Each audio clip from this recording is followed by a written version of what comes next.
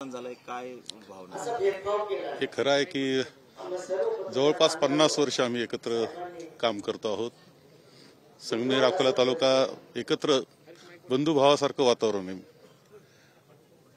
त्यांची सगळी संस्कृती हे सर्व एकत्र आम्ही कायम जपतो आणि अशा तालुक्याचं नेतृत्व त्यांनी खूप वर्ष नेतृत्व केलं। म्हणजे सभापती म्हणून नेतृत्वाला सुरुवात केल्यानंतर ते 85 ला मी आमदार झालो आणि वसंतदादा पाटलांनंतर शिवाजीराव निलंगेकर हे मुख्यमंत्री होत असताना त्यांना राज्यमंत्री पदाची संधी ही मिळाली।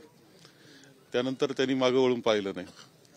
अनेक विभाग, आदिवासी विभाग तर त्यांनी समर्थपणे सांभाळलाच, पण अनेक विभागाची सुद्धा जबाबदारी खूप समर्थपणे त्यांनी सांभाळली आणि राज्यामध्ये सुद्धा सर्वांना बरोबर घेऊन जात असताना एक आदिवासीचा नेता म्हणून सुद्धा लौकिक त्यांना मिळाला, मान्यता मिळाली। आदिवासींकरता त्यांनी तर खरंच काम केलं आणि विशेषतः जर आदिवासी करता कसं काम होऊ शकतं याचं उदाहरण पाहायचं ठरलं तर अकोले तालुका एक अत्यंत चांगलं उदाहरण आहे। म्हणून ते केवळ आदिवासीचे नाही तर त्यांनी सर्व समाजांना बरोबर घेऊन जाण्याची अशी त्यांची एक हातोटी होती। त्या पद्धतीने त्यांनी राजकारण केलं। नगर जिल्ह्यामध्ये त्यांचं काम तर आहेच, परंतु अकोला तालुक्याची बांधणी जी आहे, विकासाची बांधणी आणि त्यामध्ये पाण्याकरता केलेल्या चळवळी त्या आम्ही एकत्रच केल्या। संगमेर अकोला तालुक्याने त्या यशस्वी आम्ही केल्या। पाण्याचं फेर वाटप करून घेण्याची चळवळ सुद्धा आम्ही एकत्र पद्धतीनंच केली, ती यशस्वी केली।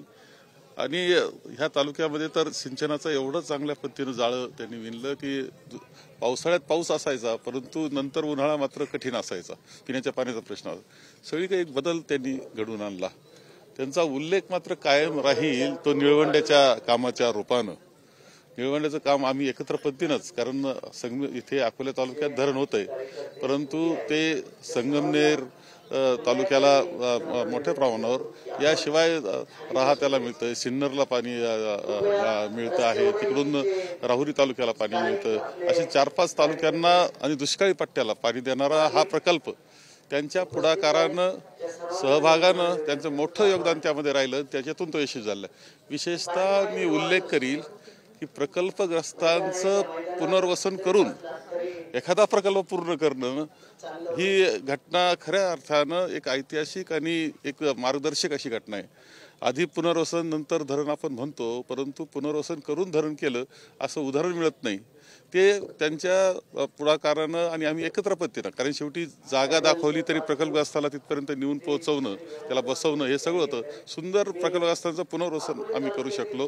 त्यांनी जसं अकोला तालुका सगळ्या अर्थानं सहकारामधून, शैक्षणिक माध्यमातून सर्वांगीण प्रगती त्यांनी केली, त्यात नेतृत्व केलं, त्या पद्धतीनं सगळ्यांना सहकार्य करण्याची पद्धत सुद्धा त्यांची होती आणि म्हणून एक मोठं योगदान असणारं असं एक मोठं नेतृत्व आज हरपलं, याचं दुःख आम्हा सगळ्यांना आहे।